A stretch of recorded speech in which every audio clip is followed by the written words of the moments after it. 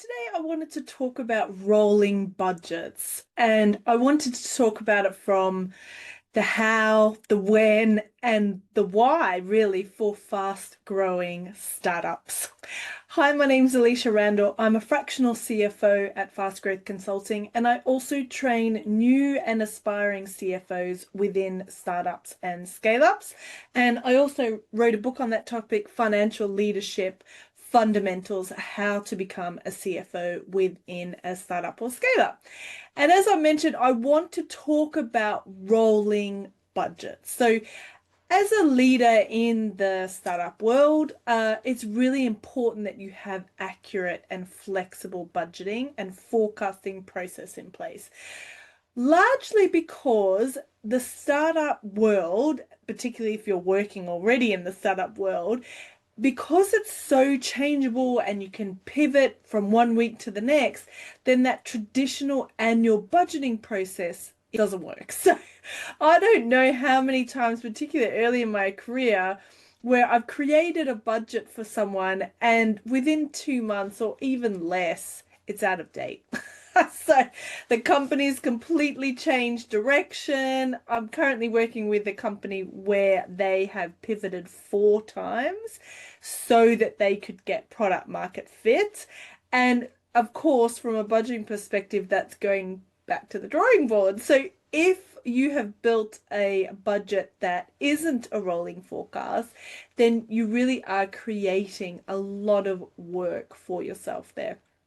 So for early stage companies where things are really changing quickly, that monthly rolling budget and forecasts are a much better tool than creating once done budget that you would in, say, much larger businesses, particularly public entities where they have to submit a budget to the shareholders and ideally don't reforecast on a regular basis. So I must say, just a warning on rolling forecasts. Obviously, as your company is really big and stable, you don't want rolling forecast because then there's no accountability within the business, particularly with the leaders who have to do it regularly. So I am very specifically talking about that much earlier stage business when the pivoting and the changeability and the understanding how everything is working, trying to get product market fit, whether it's from the core product or all of the additional products and services that you're adding.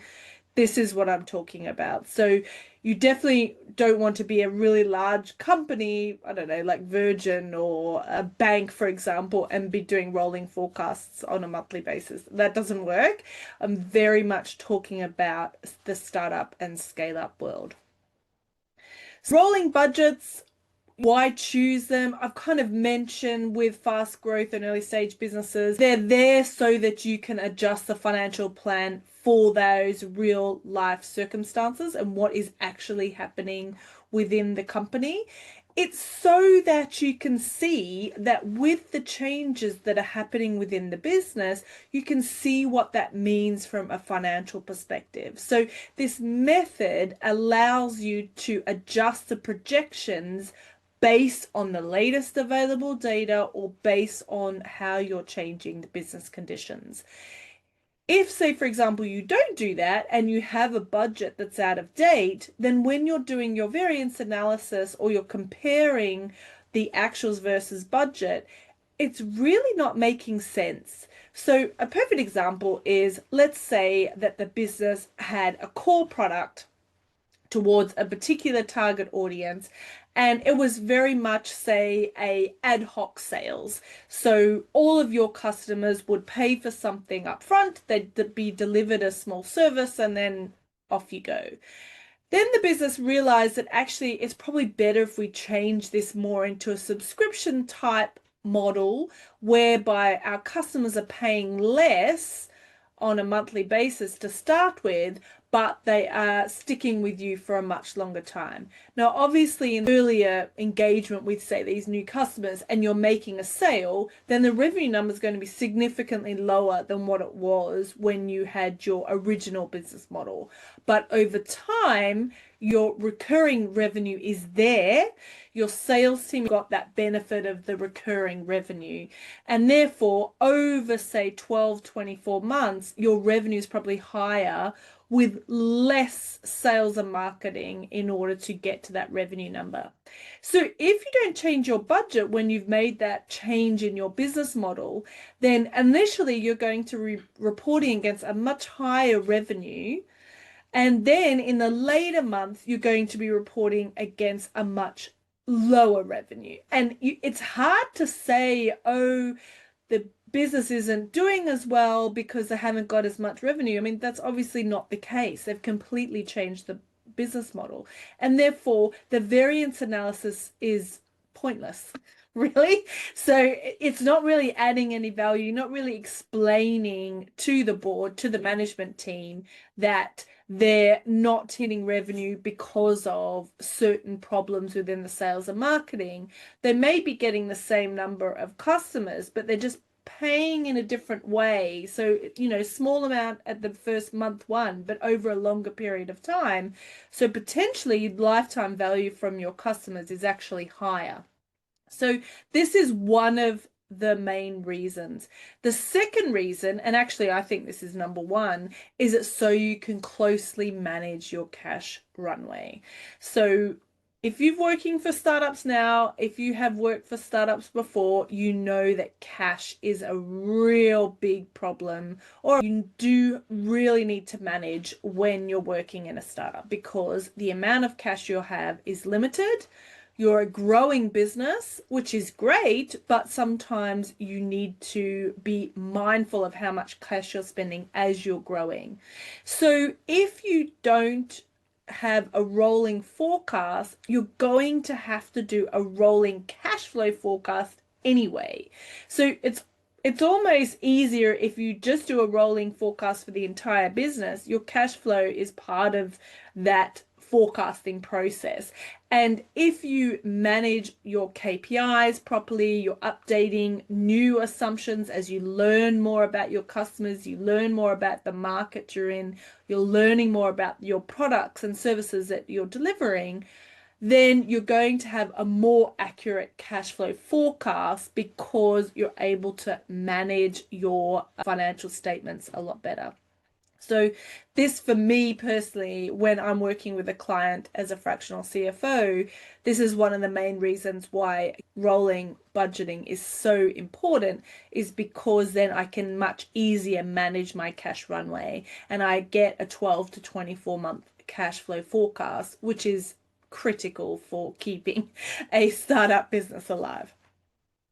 So how do rolling budgets work? Well, it's quite straightforward, to be honest. It typically works on a monthly cycle. So the way that I generally organize it is at the end of the month, once all of the month end numbers have been finalized, we've had sign off from the leadership team and myself, and they have been delivered to the leadership team and to the board, then the financial controllers or analysts, if you have one, or even finance manager sometimes, will then go into the budget and update the month they've just finished. So right now we're in October 2025. The September 2025 month-end figures are done. So next week, then the team will then go into the budget, which is currently either in Excel or in some software, and they will actualize the September numbers. And by doing that, sometimes this will affect the other months going forward. So if, say, for example, you expect, say, a 2% uplift month on month, and that's in your assumptions, then it's going to have a knock-on effect to the rest of the forecasting. It will affect your cash flow forecasting as well, because obviously you're actualizing your closing cash amount, you're actualizing your accounts receivable, your accounts payable, your VAT or tax payable. And so all of those things will then update your forecast as well. So you will see, this is what we originally projected. This is what actually happened. And then what I like to do once it's been actualized is I go into the assumptions tab that has all of my inputs and assumptions that feed into the budget, and I check that the forecast is currently making sense. So, for example, if say you had a conversion rate of 3% in your budget for next month, but for the month that's just completed, you only achieved a 2% conversion rate, unless something significant is going to happen in the next 4 weeks, how are you going to bridge that gap from 2% to 3%? And it's really important that you review all of those assumptions. And again, this is why rolling forecasts can be really useful. Is there a plan to bridge that 1% gap?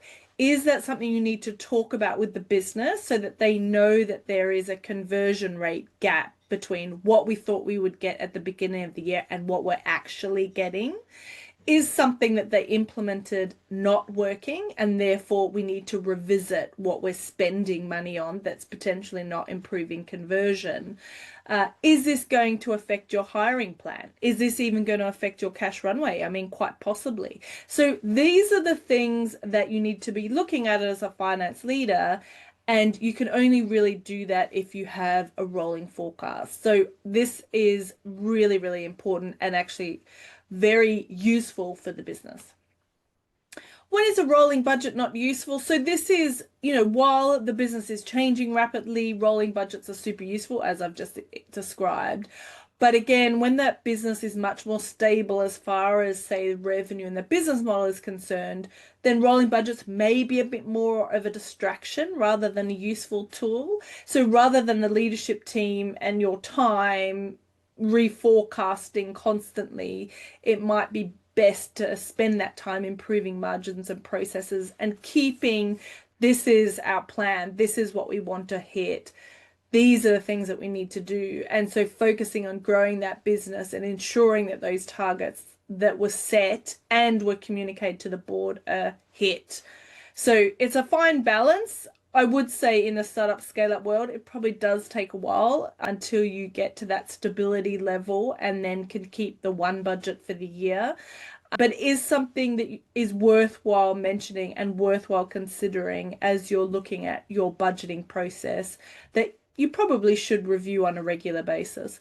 The way that we often work is we will create a budget for the board at the beginning of the year or at the end of a prior year for the next 12 months.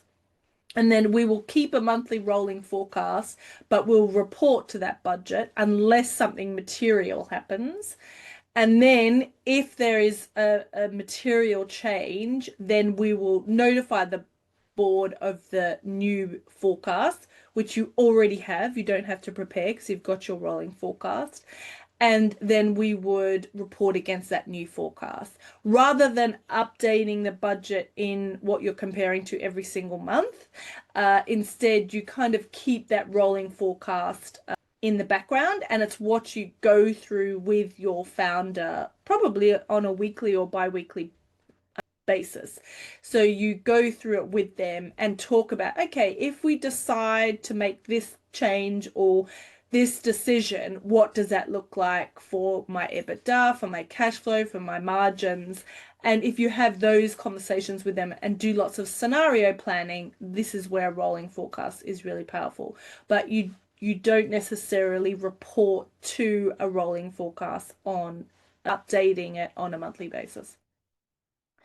Involving the leadership team. So as your company grows and becomes more complex, and obviously you are involving the entire leadership team in the budgeting process. But I would say that in the earlier stages, definitely, of course, include them when you're setting the budget for the next year, because you need to understand what their operational goals are. You need to understand what they're planning on achieving. Your budget obviously reflects that. But perhaps looking at the reforecast quarterly rather than every single month, unless there's a material change. So again, you don't want to distract the leadership team too much with your monthly rolling forecast. That's more of a conversation with your founder. The leadership team, quarterly, maybe semi-annually, you involve them again, unless there's some major change. It's instead having the conversation with them if there's a gap, as I mentioned before, say with the conversion rate, there's a 1% it's having that conversation with them and finding out what's going on rather than asking them to reforecast. So rolling forecasts aren't just a finance tool, they're actually quite a strategic instrument that you can use at early stage. So they help with better decision making, they encourage forward thinking, they provide like a clearer understanding on what your financial position would be, particularly around cash flow when cash flow is really tight. So understanding how to implement that and managing a rolling forecast is really important for a finance leader. So I would really encourage you to look at rolling forecasts as a tool to help you have those strategic conversations, particularly with the founder. So if you want to be a strong, skilled, and confident CFO startup leader within the next 12 months, then there's a 3-step plan that you can go through. The first one is to click on the subscribe button below. I do a video every Thursday to talk about how you can be a strong finance leader in a startup or scale up. The second one is to have a look at my book, Financial Leadership Foundations, How to Be a CFO in a Startup or Scale Up. And the third one is to take a look at our FLF course, where we have monthly Q&A sessions and we go through the framework that I talk about quite regularly, particularly with my students. And it's actually also in the book, so check those out. Otherwise, I will see you in next week's video. Cheers.